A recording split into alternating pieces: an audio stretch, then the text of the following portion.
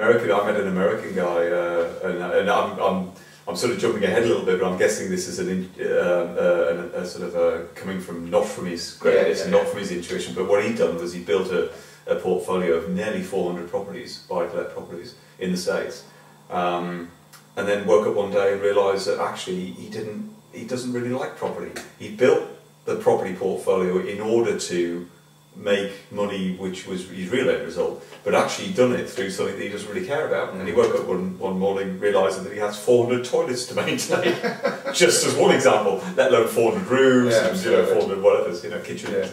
Yeah. So he wasn't passionate about it and had to make some serious changes to alter that. And I wonder how many people get into that situation with anything. Well, that's exactly right, and as you say, it does lead on to the other motivation, because just to reinforce what I was saying, is that your intuition is completely motivated by the end result of what you love. It's not the means to an end; it's the end itself. Yes. So using Rob as an example, he loves properties, and he loves everything that comes with properties. He loves dealing with tenants. He loves negotiating. He loves closing. He loves doing deals.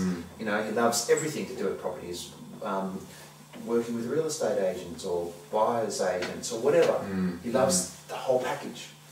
Whereas when we're operating from our conditioning and from our beliefs, the motivation is do what you believe you need to do in order to get something else. But and even underlying that, the motivation is survival. Whereas when your intuition, you're doing it because you're motivated by love and going for what you love directly. Whereas when you're operating from your thoughts and feelings and conditioning, it's what do I believe I need to do in order to have what I love? It's a very indirect route. Absolutely. It's the means to the end. For instance, many people are in the investment game because they're motivated to try to be wealthy.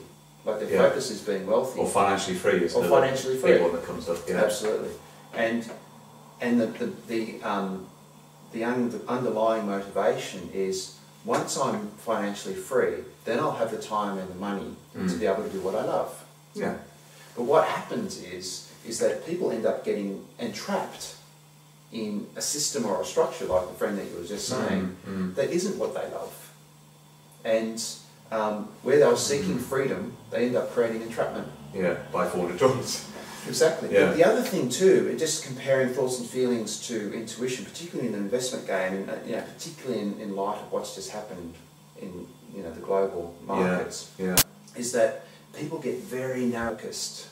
They get very blinkered as to how things are, and it's just about everyone was still investing, but leveraging 125% at the top of the market. Yes. Banks were doing it. Private investors, fund managers, they're all... Yeah, it wasn't limited to the man on the street, was it? It was all these highly trained bankers and economists and hedge fund managers, everybody. Everyone was just consumed. Yeah. Doing what they believed they needed to do. And the thing with intuition is that it allows you to have pure objectivity and not to be consumed by that fervour. Because it's just about the end result of what you love. That sounds good. That's what I can tell you, the people who are the shrewd ones, the shrewd investors, I was seeing a doco by Neil Ferguson called The Scent of Money. Yes, The Scent of Money. That was on Channel 4 recently. And he interviewed some fund managers in the States who were so objective, they could see what was happening and they pulled out. They pulled their funds out of the markets because of that the intuitive objectivity that they had. Yes, yes. And that's the difference too, operating intuitively. And just a personal example, where I wasn't affected in any way, shape or form by the turn of the markets. And whereas I could have been, had I just been operating from my thoughts and feelings, where I'd, in Australia, I built the business up to my personal development business to quite a successful level, and had a big chunk of money that I was going to put down to actually build my dream home in Byron Bay. And the markets were really going up, and a close friend of mine had very close contacts in the mining industry in Australia, which was booming because of the influence of both China and India. Of course, yes. And the mining boom in Australia has been massive. Commodities. And yeah, exactly. And so it was just like almost like a sure thing. Everyone's heard that one before, this is a sure thing. And because my friend was an authority, he had a connection with someone who was an authority on a, you know, kind of a legal insider trader, in that he only invested in companies that where he knew the directors, he knew exactly what was going on. You know, it wasn't an illegal insider trading. Yeah. In fact, that's one of the things that Robert Kiyosaki used to say, is like, don't be a speculator, be an insider trader, know exactly what's going on, you know, in a company investment perspective. Well, effectively by owning your own business, effectively, or a number of them.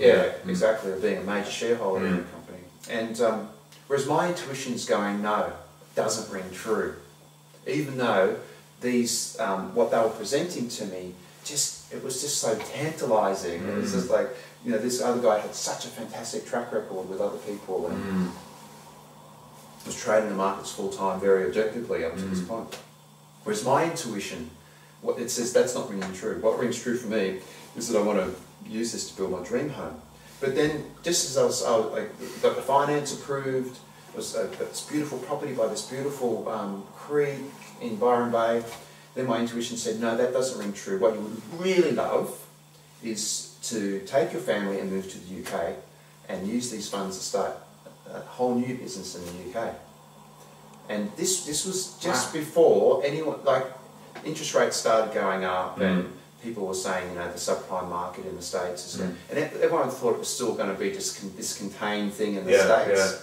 No one at that point had any idea of the ramifications. And whereas my intuition's going, no, don't do that. I didn't have any crystal ball going, oh, the whole subprime market. I'd like to borrow it if you do that. Whereas it's that whole ring of truth that I was talking about. And having done that, I had this great sum of money to move my family to the UK, start up a business. In the last 12 months, I've been able to build up some great momentum.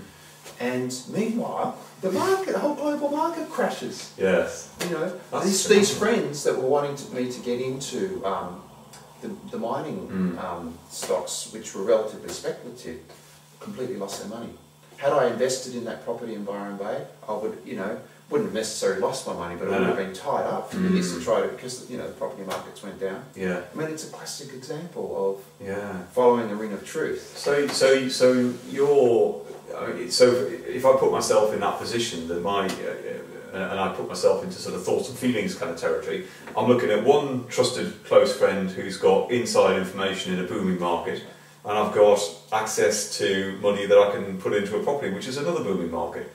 Now, I know for a fact, I know from personal experience, that if I have those two options, what I'm going to do is try and figure out how to do both. Absolutely, that's true. Because I want to, you know, I want to diversify, I want to spread my risk, but I do want to be in because these are booming markets and it's coming from trusted sources. Exactly. But what you did is what we were talking about a little bit before. Is it was in many ways, it's not the right phrase, but it's in many ways counterintuitive.